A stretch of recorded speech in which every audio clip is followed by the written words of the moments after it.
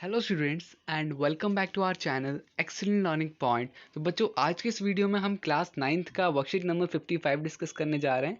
ये हमारी मैथमेटिक्स की वर्कशीट है। ठीक है, देखते हैं बच्चों आज का क्वेश्चंस। हमारे आज के क्वेश्चंस कौन कौन से हैं। तो हमारा सबसे पहला क्वेश्चन है कि ABC एक ट्राइंगल दे रखा है और 90 डिग्री कहाँ पे बन रहा है। तो राइट हैंड ट्राइंगल कहाँ पे बन रहा है, at C। A line through the mid point M of hypotenuse AB and parallel to BC intersect AC at D. Show that D is midpoint of AC, MD is perpendicular to AC और CM is equal to MA is equal to half of AB। तो बच्चों first question start करते हैं।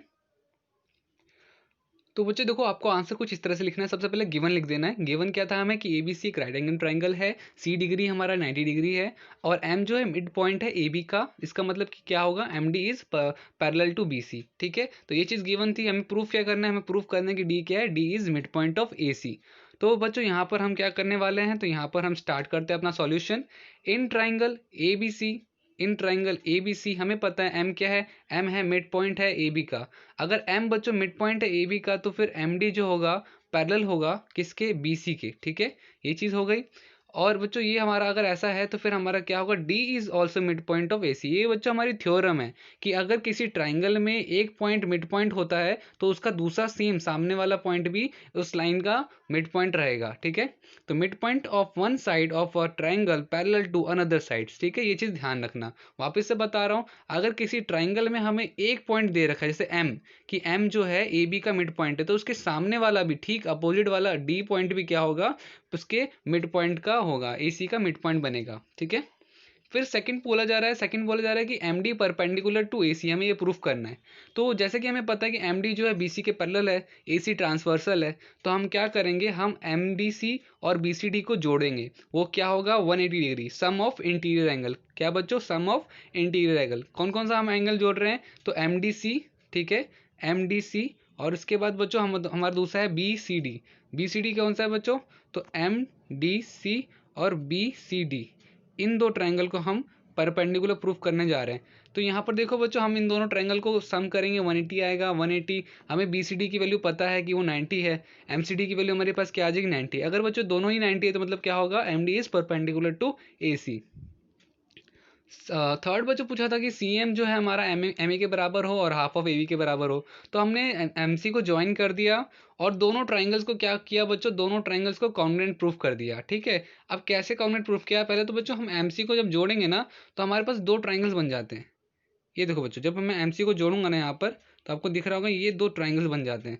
ये कौन सा triangle, तो MC और आपका क्या कहते हैं, ये सॉरी, ये दो ट्राइंगल बन जाते हैं, ये दो ट्राइंगल्स। ठीक है, तो इस तरह से आप दोनों ट्राइंगल्स को क्या करोगे, कॉन्ग्रुएंट प्रूफ करोगे। ठीक है, AMD और CMD। ठीक है बच्चों, मतलब कि अब अगर आप इसको जोड़ते हो तो आपका क्या बन जाता है, CMD और AMD, ये दो ट्राइंगल्स बन जाते हैं। ठीक है, इसको जोड़ने पर आपके पास यहाँ पे दो ट्राइंगल आ जाते हैं। इन दोनों को कॉन्ग्रुएंट प्रूफ करना है हमें, तो कॉन्ग्रुएंट प्रूफ करेंगे हम यहाँ पर। AD is equal to CD, proved above. DM is equal to MD, common. और ADM और CDM इच 90 डिग्री। ठीक है बच्चों, तो हमने इसको प्रूफ कर दिया बाय SAS रूल। और फिर हम लिख सकते हैं कि AM जो है CM के बराबर होगा बाय CPCT, क्योंकि हमने दोनों को कॉन्ग्रुएंट कर दिया तो उसके सारे एंगल्स बराबर होंगे। तो आपको लिखना है however AM is equal to half of AB, M is mid point of AB, तो AM जो होगा हमारा हाफ ऑफ AB होगा। तो आप यहाँ पे लिख सकते हो कि फ्रॉम इक्वेशन 1 एंड 2 हमारा क्या होगा, CM जो होगा वो AM के बराबर होगा और हाफ ऑफ AB के बराबर होगा, हैंस प्रूव्ड। ठीक है, अब आते हैं अपने नेक्स्ट क्वेश्चन पे। तो बच्चों नेक्स्ट क्वेश्चन क्या है, नेक्स्ट क्वेश्चन है ABCD is a rectangle PQRS are mid point of sides ABCD show that, ये जो क्वाड्रिलेटरल हमारा बन रहा है क्या बने, PQRS एक रोम्बस बने। तो बच्चों देखो स्टार्ट करते हैं इसका भी सॉल्यूशन। तो बच्चों देखो आंसर्स में क्या दे रखा है, हमें गिवन ये है कि ABCD एक रेक्टेंगल है। ठीक है, PQRS क्या है, उसके मिड पॉइंट्स हैं किसके, तो AB के, BC के, CD के, DA के, कुछ इस तरह से। देखो मैंने डायग्राम बना रखा है। हमें क्या दे रखा है, हमें ABCD क्या दे रखा है, एक रेक्टेंगल दे रखा है।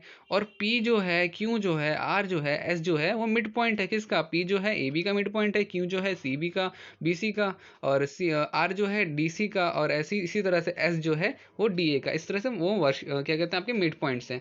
अब हमें क्या प्रूफ करना है कि ये क्या हो, एक रोम्बस हो। तो बच्चों हम क्या करेंगे, टू प्रूफ क्या लिखा है हमें, to proof PQRS is a rhombus. हमने क्या किया, हमने ज्वाइन कर दिया AC को। ठीक है, ज्वाइन कर दिया हमने A और C को हमने ज्वाइन कर दिया।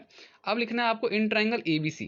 बच्चों हम ए बी सी इसकी बात कर रहा हूँ मैं, ए बी सी, ठीक है।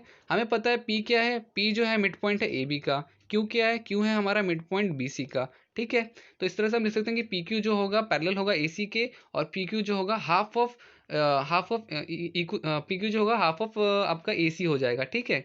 तो ये हमारा थ्योरम के थ्रू हमने लिख दिया। सेम चीज़ बच्चों हम ऊपर में भी करेंगे, इस वाले पार्ट में, इस वाले पार्ट में भी करेंगे। तो in triangle ADC, R is midpoint of CD, S is midpoint of AD, hence RS is parallel to AC and RS is half of equal to AC, ठीक है। तो ये हो गया बच्चों from equation 1 and first and second third. आप लिख सकते हो कि PQ जो होगा वो RS के बराबर होगा, और PQ जो होगा पैरेलल भी होगा RS के, ठीक है। इन ट्राइंगल PQRS हमें अब ये पता चल गया कि ये PQRS क्या हो गया, एक पैरेललोग्राम तो बन गया, बट हमें क्या बनाना है इसे, इसे हमें बनाना है रोम्बस। तो हम रोम्बस के लिए क्या करेंगे बच्चों, हम लेंगे एपीएस और बीपीक्यू, ठीक है। एपीएस बीपीक्यू में हमारा एपी बीपी के बराबर हो जाएगा बिकॉज पी मिड पॉइंट है, और पीएस पीबीक्यू हमारा क्या कहते हैं 90 डिग्री का है, और एएस बीक्यू बराबर होता है, हमने प्रूव्ड एबव किया रखा है। तो हेंस हम यहाँ पे लिख सकते हैं कि ये दोनों ट्राइंगल्स भी क्या हो गए, ये दोनों ट्राइंगल्स भी आपस में कॉन्ग्रुएंट हो गए। तो इसकी वजह से हम लिख सकते हैं यहाँ पे कि पी एस पी क्यू के बराबर है। अब ऊपर में हमने ये प्रूफ किया था कि पी एस आर क्यू के बराबर है और पी क्यू आर एस के। इसका मतलब ये हो गया बच्चों कि सारी साइड्स क्या हैं, आपस में सारी साइड्स क्या हैं, बराबर हैं। तो आप लिख सकते हो hence all sides are equal और P Q R S is a rhombus, ठीक है। तो यही था बच्चों आज की पूरी वर्कशीट में। उम्मीद करता हूँ सारी चीज़ आपको समझ में आई होंगी। तो आज की वीडियो में इतना ही, बाकी मिलते हैं नेक्स्ट वीडियो में, तब तक के लिए bye bye and take care.